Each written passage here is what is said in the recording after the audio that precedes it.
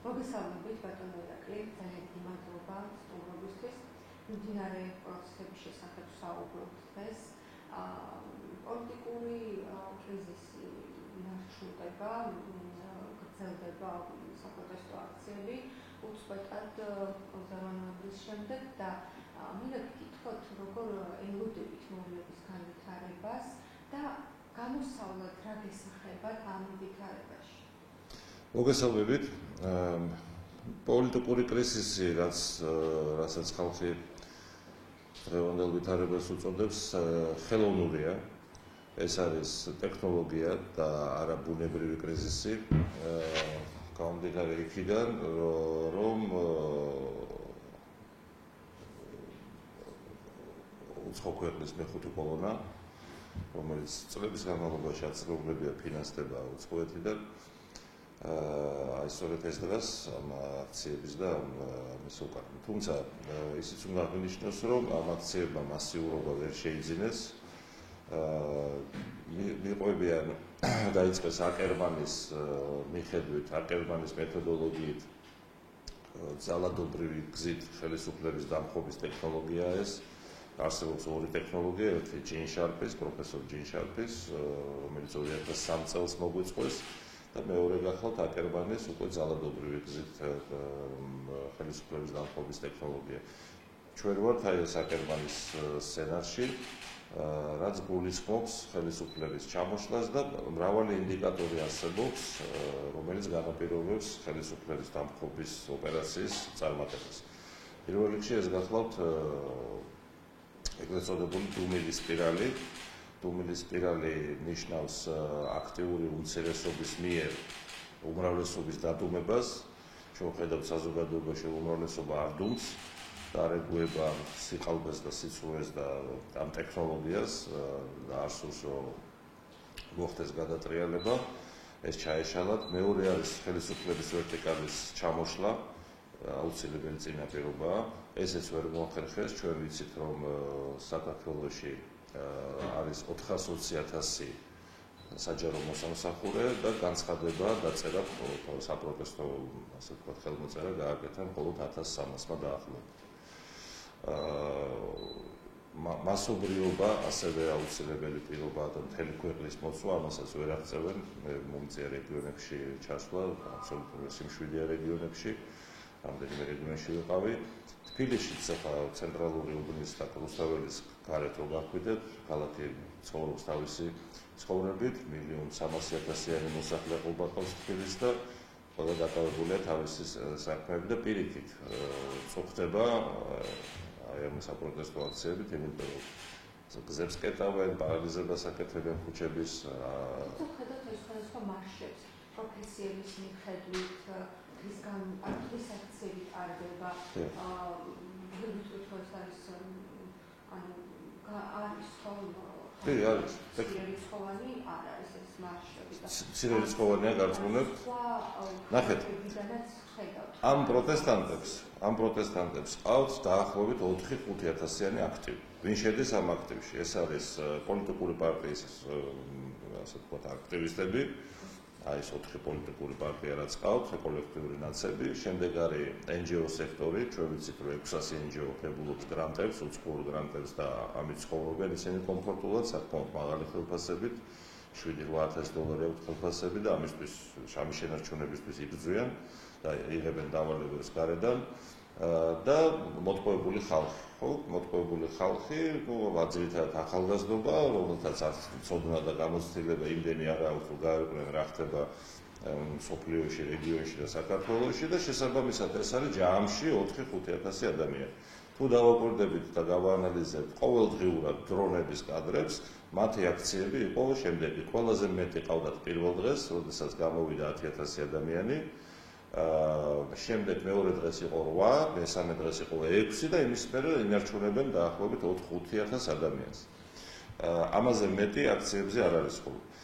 საიდან ვიცით ახლა ეს ჩვენ არსებობს ამერიკელი პროფესორ ჯეიკობსის დათვლის მეთოდი, მასობრივი აქციის დათვლის მეთოდი და ითვლება ასე, რომ უნდა გაზომოთ ფართობი სადაც დგანან პროტესტანტები და შემდეგ სიმჭიდროვის მიხედვით უნდა გაამრავლოთ ციფრზე. მაგალითად, ჩვეულებრივი არამჭიდრო მიტინგზე დგას 1 ან 2 ადამიანი 1 კვადრატულ მეტრზე.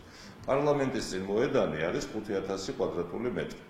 შესაბამისად, თუ გავამრავლებთ, ასე ვთქვათ, 1-ზე ან 2-ზე, მივიღებთ შესაბამის ციფრს. მაგრამ ჩვენ ვხედავთ, რომ პარლამენტის წინ მოედანს ეგენი ვერ ავსებენ, მაგრამ მათი ტელევიზიებით ხდება ამ კადრებით მანიპულირება, ეს ვიდეო ოპერატორის ხელოვნებაზეა დამოკიდებული, იღებენ იმ კუთხით, რომ თითქოს გამოჩნდეს, რომ ბევრი. ამ დროს დრონიდან გადაღებული კადრებით ჩანს, რომ სიმჭიდროვე არის ცოტა და შესაბამისად 4-5000 ადამიანზე მეტი აქ არ ესწრება. შემდეგ, რაც შეეხება ამ პროფესიების მიხედვით და კუთხეების მიხედვით და რამის გამოიყვანეს, აქაც ერთი და იგივე აქტივი მონაწილეობს და როცა რამის ხანსვანო ქუზა იხურავს ერთი და იგივე ადამიანი, ხან ექიმის ხალათს ჩაიცრობს, ძირითადად ერთი და იგივე მასას ატრიალებენ, იმიტომ რომ თვითონაც დაინახეს, ხო? მეხუთე დღეს, მაგალითად, პროტესტების მეხუთე დღეს უკვე ნათელი იყო, რომ მათ ჩაუვარდათ ეს გადატრიალების სცენარი, ვერ მიაღწიეს წარმატებას და ამიტომ სადეს ახლა ვითომ აი დარგების მოქოქვა, ასე ვთქვათ, იქ კუთხეების მიხედვით და სხვადასხვა ნიშნის მიხედვით, მაგრამ ძირითადი მასა აქტივი ეს ერთი და იგივე ხალხია. მასობრიობას ვერ მიაღწიეს და ვერც მიაღწევენ. ჩვენი კვლევებით მეგობრებთან ერთად გამოკითხვა გავაკეთეთ, 75% საქართველოს მოსახლეობის მხარს არ უჭერს ამ აქციებს, მხარს უჭერს დაახლოებით, უпростоროდ აი არჩევნების შედეგების მიხედვით დავუსვით კითხვა ჩვენ, ხო და არჩევნების შედეგები მიუღებელია 20%-ისთვის, დანარჩენისთვის არის მისაღები. ამ 20%-იც ისეთი ხალხია, ვისთვისაც მიუღებელია, იმიტომ რომ ოპოზიცია დიდი დოზით არის წარმოდგენილი, ხო? დიდი შედარებით მათთვის არასასურველი ხმები მიიღეს, ხო? თვლიან, რომ საერთოდ არ უნდა იყვნენ, იმიტომ რომ ეს არის კოლექტიური ნაციონალური მოძრაობა. ფაქტობრივად ამათ არც ევროპა აინტერესებთ, არც არაფერი არ აინტერესებთ, ამათ აინტერესებთ, რომ ესე იგი მიშა დააბრუნონ, ნაცები არიან სექტასავით და სექტა ფაქტიურად, რომელიც ამოფარებული არის ამ ლიბერალურ ფაშისტურ იდეოლოგიასკენ და ტექნოლოგიას და ყავთ ეს უცხოელი სპონსორები, ხო? ეგრეთ წოდებული ომის პარტია. ეს არის რეალობა. ანუ ყველა ინდიკატორი, რომელიც უნდა იყოს იმისთვის, რომ გადატრიალება წარმატებული გამოდგეს, ყველა ინდიკატორი, ერთ-ერთი ინდიკატორი ვერ შეასრულეს. და აი, ხო, ზოლის განვითარებაზე ვკითხეთ, რომ როგორ ელოდებით ამ პროცესების განვითარებას და გამოსავალი ამ განვითარებიდან როგორ ეს. ჩვენ გვაქვს არა ორგანულ პროტესტთან საქმე, არამედ ეს არის დაფინანსებული პროტესტი, ვიდრე უცხოეთიდან მოდის მათი შენახვის ხარჯი, იმიტომ რომ პროტესტზე გასვლაში ისინი ჯამაგვის იღებენ, დიდი ნაწილი აი აქტივები ვთქვით, ეს 4-5000 ადამიანი. ვიღაცები შეიძლება რაღაც ამ დღეში ერთხელ მივიდნენ ისე სოლიდარობის გამოსაცხადებლად, მაგრამ ეს ხალხი ცნობილი არ არის. ახლა სტუდენტებს მაგალითად რაც შეეხება, ხო, საქართველოში არის 161,000 სტუდენტი. ჩვენ ხედავთ, რომ მათთან მიდის მხოლოდ 2000 ადამიანი, მაქსიმუმ 3000 სტუდენტი მონაცვლეობით. აქაც კი ახალგაზრდებიც კი ვერ აიყოლეს, ხო? ამიტომაც მიადგნენ სკოლებს, თუ გახსოვთ, თქვენ სალომე ზურაბიშვილმა მოუწოდა სკოლის მოსწავლეების გამოყვანა უნდა და ბიომასა რომ შევსებულიყო იქ მოედანი, რომელსაც ვერ ავსებ. იქაც რამდენიმე ათეული არასრულწლოვანი მონაწილეობს, ახაც ვერ მიაღწიეს წარმატება. რას ველოდებით ახლა, სანამ დაფინანსება მოძდით, ანუ სუპერ დაფინანსება აქვს ჩვენ ვიცით, მანამდე ივლიან ხელფასის და ჰონორარის ასაღებად. როგორც კი დაფინანსება შეწყდება, ეს აქციებიც შეწყდება. აგორება ვერ შეძლეს, მასობრიობა, ასე ვთქვათ, აქციების ხასიათს ვერ მიცეს. ეხლა თავარი არის მათთვის ეს 29 სალომე ზურაბიშვილის გამოყენებას ვერ შეძლეს მისი პრეზიდენტის სტატუსის, იმიტომ რომ მკაფიო სიგნალი იქნა ხელისუფლებისგან გაშვებული, რომ თუ სალომე ზურაბიშვილი გააგრძელებს კანონის და კონსტიტუციის დარღვევას, ის იქნება პასუხისგებაში მიცემული. და ეს ასეც უნდა მოხდეს, იმიტომ რომ კონსტიტუციაში არის უпростоრად სისხლის სამართლის კოდექსში არის 311 მუხლი. რაც გულისხმობს საქართველოს წინააღმდეგ საქმიანობა, ეს არის დასჯადი სისხლის სამართლის კოდექსი და ისება 10-დან 15 წლამდე ვადით. უცხო ქვეყნის ესე იგი სახურებაში ჩადგომა, მას ამბობს ეს მუხლი 311 და ზურაბიშვილი, რომელსაც უნდა გამოეცხადებინა არჩევნების თარიღი, გაფიქრდა და არ გამოაცხადა ეს თარიღი, ხო, იმიტომ რომ შეეშინდა პასუხისმგებლობის და მე დარწმუნებული ვარ, რომ ხელისუფლება ამ შემთხვევაში ნამდვილად შეასრულებს იმ პირობას. ეხლა ესენი 20 იანვრამდე, ასე ვთქვათ, იხმაურებენ, მაგრამ დისკომფორტი გვექნება, რა თქმა უნდა, რუსთაველს აფუჭებენ, წვალდნენ, ეხლა უკვე ძალადობრივ ქმედებებს აღარ იყენებენ, იმიტომ რომ პირველ რამდენიმე დღეში საკმაოდ მიიღეს ფიზიკური შენიშვნები. ბევრი აქტივი, ესე იგი, მაგათ ყავთ როგორ ეს პროტესტანტები და პლუს ყავთ მომზადებული შტურმავიკები, ეგრეთ წოდებული ზონდერები, ეს დაახლოებით 500-700 ადამიანი.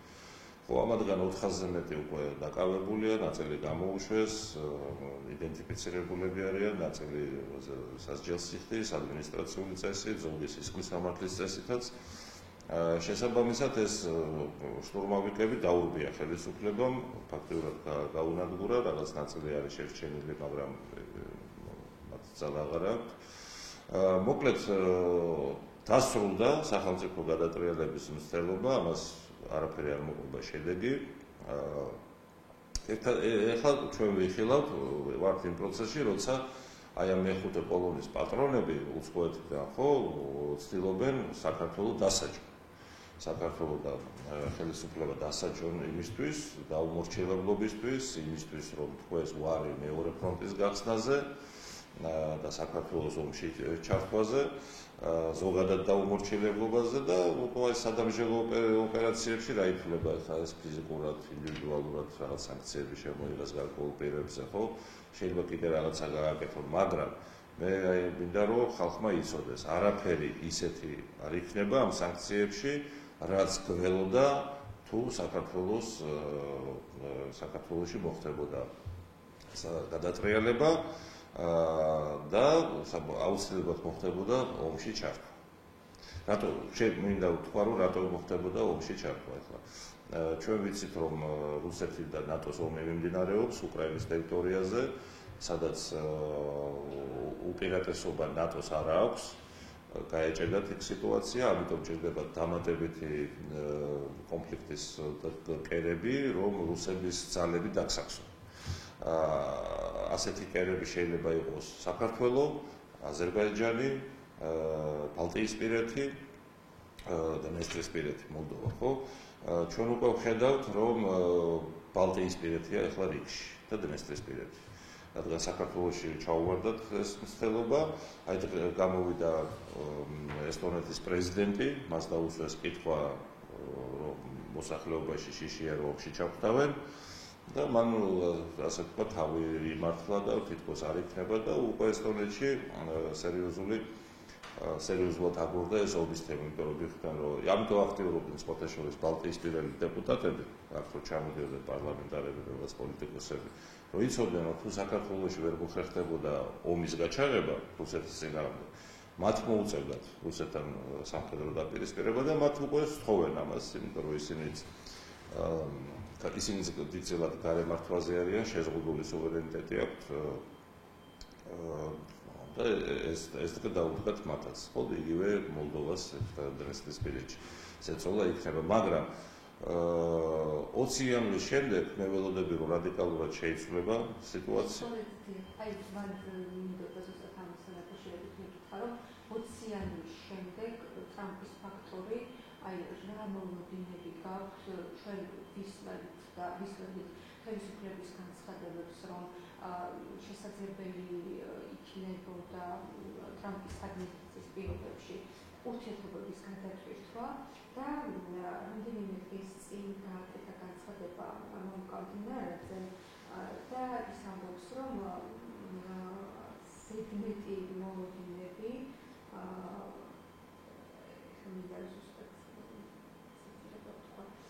ჩვენ არც იმედოდ უნდა ვიყოთ და არც ზედმეტი იმედები უნდა დავამყროთ 20 წლის შემდეგ პერიოდზე. მდინარეზე მას ეკარაცხადა. აი თქვენ რა მოლოდინი გაქვთ ტრამპის ადმინისტრაციის პირობებში? კი ბატონო, ну პირველი ის რომ ტრამპის გეგმა არის რომ გააჩეროს კონფლიქტები, ვინაიდან მას სურს რომ ამერიკის შიდა პრობლემებზე მოახდინოს ფოკუსირება და დაიწყოს ჩინეთის შეკავების გრძელვადიანი ოპერაცია. ჩინეთის შეკავების თუ დასუსტების. იმიტომ რომ ტრამპის ბანაკი მიიჩნევს ჩინეთს როგორც მთავარ საფრთხეს. ბაიდენის ბანაკი მიიჩნევდა რუსეთს როგორც მთავარ საფრთხეს.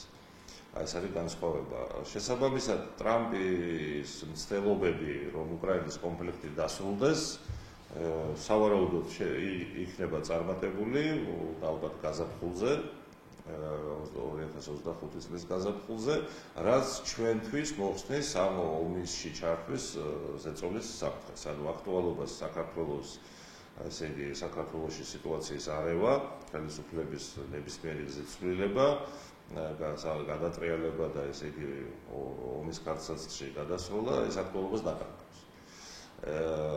შემცირდება ეს პრესი და მეორე ტრამპი ვიცით ჩვენ რომ არის უფრო ტრადიციული კონსერვატორული მიმართულების მხარდამჭერი, ის წინააღმდეგია ლიბერალიზმის დიქტატურისა და ამერიკის სახელმწიფო პოლიტიკას მოაშორებს ამ ლიბერალურ კომპონენტს, რომელიც ყოვლის მომცველი არის პრინციპში, ხო, ჩვენ ესე იგი მთავარი რეტრანსლატორი ლიბერალურ ფაშისტური იდეოლოგიისა იყო ამერიკული სახელმწიფო სტრუქტურები, დემოკრატების და ბაიდენის ადმინისტრაციის პირობებში.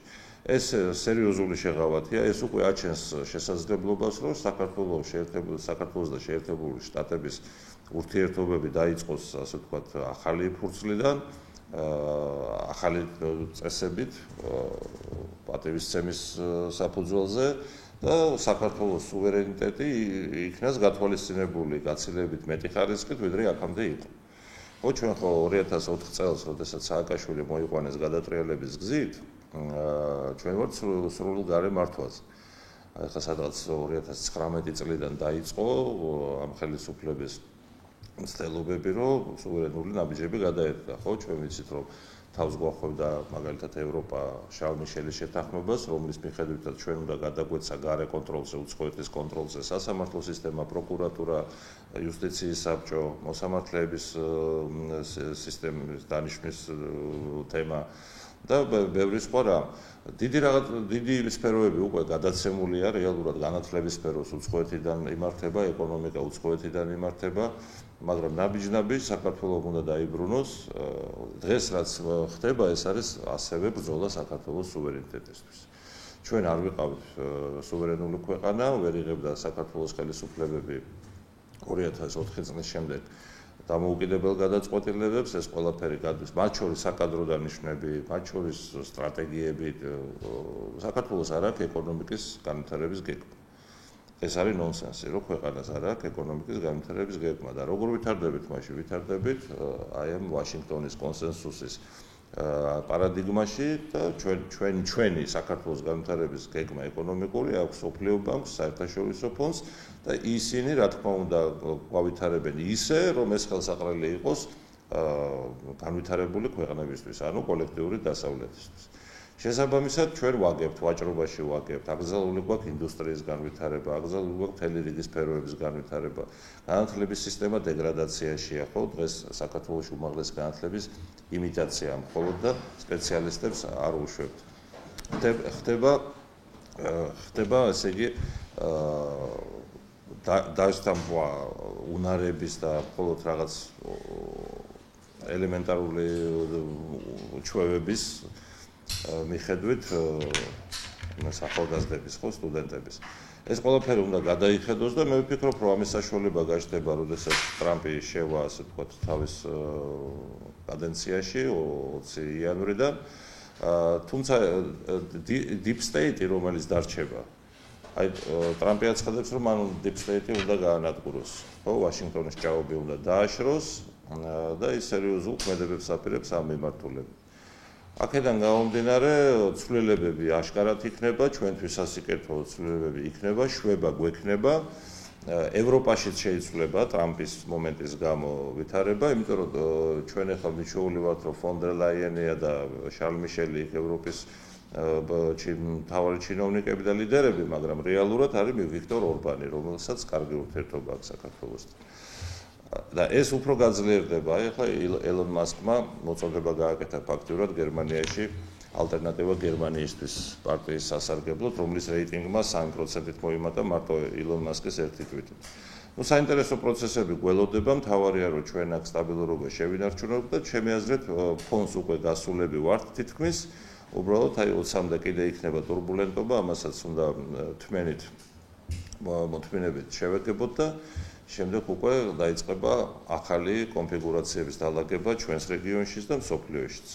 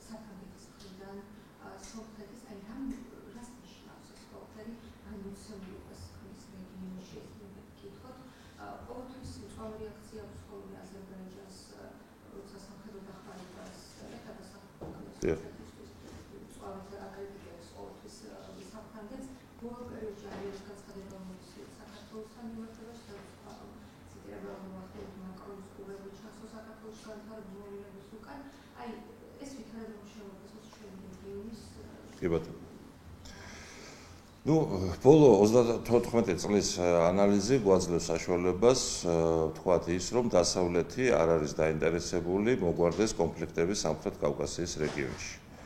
ეს ეხება როგორც ყარაბაღის პრობლემას, ასევე აფხაზეთის საკითხს და ასევე ცხინვალის რეგიონის საკითხს.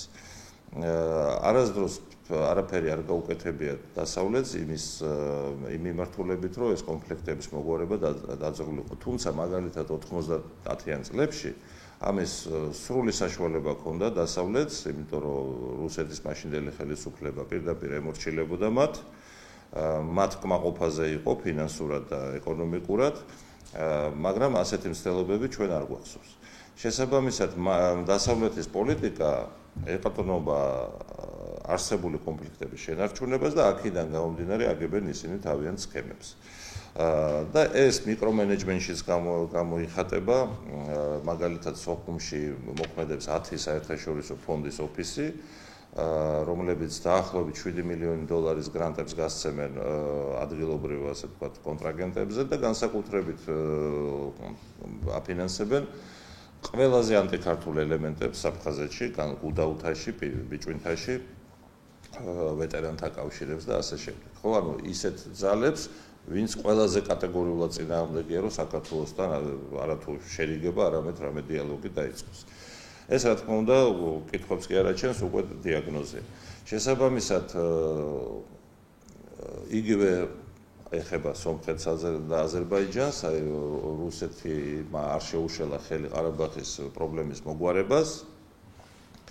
აზერბაიჯანმა მოაგვარა, დღეს დიდი შანსია იმისა, რომ აზერბაიჯანმა და სომხეთმა დაალაგონ ურთიერთობები, რასაც ეწინააღმდეგება დასავლეთი, კონკრეტულად საფრანგეთი, ხო და ახდენენ სომხეთის ისევ მილიტარიზაციას, იარაღის მიწოდებას, რომ ეგება კიდე გააღვივონ კონფლიქტი. მაგრამ ჩვენ უნდა ვიცოდეთ, რომ გეოგრაფია არის მთავარი განსაზღვრელი გეოპოლიტიკური პროცესების. საქართველო არის კარიბჭე სამხრეთ კავკასიის რეგიონის და არა მარტო, საქართველო არის 12 სახელმწიფოს ჩამკეტი, ცენტრალური აზია, ყაზახეთი, ჩინეთი, მონღოლეთი და ასე შემდეგ, ანუ შავ ზღვაზე გასასვლელს გულისხმობ. შესაბამისად, რა ვექტორითაც წავა საქართველო, იმ ვექტორით წავა სომხეთი. ეს არის გეოპოლიტიკური ეს არის გეოპოლიტიკური მოცემულობა, მაგრამ მაგალითად რეგიონის დიდი სახელმწიფოები, ხო, თურქეთი, ირანი და საქართველო, უკვე თურქეთი, ირანი და რუსეთი, უკვე შეთანხმებული არიან, რომ სამხრეთ კავკასიაში ომის პროვოცირება არ დაუშვა. ანუ საქართველოში, აზერბაიჯანსა და სომხეთში. სომხეთში ეს ესმით, რომ საქართველოს რასაც გადაწყვეტს იმ მიმართულებით მოუწევთ მათაც წასვლა, ამას რეალისტურად უყურებენ და ახლა საკუთრივ ევროკავშირში თუ უნდათ, იცით რა არის, ზოგადად ეს ევროკავშირში პოტენციური წევრობა ან საქართველოს, ან სომხეთის, ეს არის დიდი ტყუილი, ბლეფი, რომელსაც უკვე 3 წელია გვატყუებენ, არავინ არასდროს არც არაპირებს და არც მომავალში დააპირებს საქართველოს ან სომხეთის ევროკავშირში მიღებას. უფრო მეტსაც ვიტყვი, უკრაინასაც არაპირებენ რომ მიიღონ, ეს არის ტყუილი და ეს ტყუილი ემსახურება ერთ საქმეს, რომ გაგაკეთებინონ ის, რაც მათ ინტერესებში შედის. მთელი ეს ევროპაში მინდა და ეს მთელი ამბავი თუნდაც სომხეთში, თუნდაც საქართველოში, ეს ტყუილზე აგებული, ესე იგი, მოლოდინებია და ჩვენ რეალობას უნდა გავუსწოროთ თვალე და ვიმოქმედოთ შესაბამისად. რა არის ჩვენი ინტერესი? არც ერთი მეგა ეკონომიკური გაერთიანების წევრობა არ არის არც საქართველოს ინტერესი, არც სომხეთის და არც აზერბაიჯანის, რო გავაანალიზოთ. ეს ეხება ევროკავშირსაც, ევრაზიის კავშირსაც, ბრიქსებსაც და რაღაც სხვა მეგა ორგანიზაციებს. ჩვენი ყველაზე ოპტიმალური მოდელი ამ სამი სახელმწიფოსთვის ეს არის სამხრეთ კავკასიური სამეული, ერთიანი ბაზარი აზერბაიჯანის, საქართველოს და სომხეთის და შემდეგ უკვე გარე მოთამაშეებთან და გარე ეკონომიკურ ერთობებთან როგორც ერთიანი ბაზრით ისე პოზიციონერება. ამ შემთხვევაში ჩვენ ვიქნებით მეტად დაცული, იმიტომ რომ გარკვეულწილად თანაბარ უფლებიანი სახელმწიფოები არიან, საქართველოს, სომხეთის და აზერბაიჯანიც. ხოლო ევროკავშირი თავიდანვე არის მოფიქრებული იმისთვის, რომ დასავლეთ ევროპული სახელმწიფოები გამდიდრდნენ აღმოსავლეთის ხარჯს. ეს იქნება მათი წევრი სახელმწიფოები თუ სამეზობლო, ხო? ჩვენ რო შევხედოთ ბულგარეთს, რუმინეთს, 17 წელია ეგ სახელმწიფოები უკვე ევროკავშირის წევრი არიან, მაგრამ მაგალითად სიღარიბის დონე ბულგარეთსა და რუმინეთში არის 22%, საქართველოში 15%, მიუხედავად იმისა, რომ არ ვართ ევროკავშირის წევრი. ეხლა იმისთვის შესვლა ევროკავშირში, რომ ვიღაცა გავამდიდროთ, ჩვენს ინტერესში არ შედის. არც ევრაზიის კავშირი არ არის ჩვენს ინტერესებში, იმიტომ რომ იქ რუსეთზეა მორგებული ძირითადად, ხო? ამიტომ ოპტიმალური გამოსავალი საქართველოსთვის, სომხეთისთვის და აზერბაიჯანისთვის ეს არის კიდევ ერთხელ სამხრეთ კავკასიური სამეულის ზომიერი ეკონომიკური ინტეგრაციული მოდელი, რასაც მე უწოდებ სამხრეთ კავკასიურ სამეულს.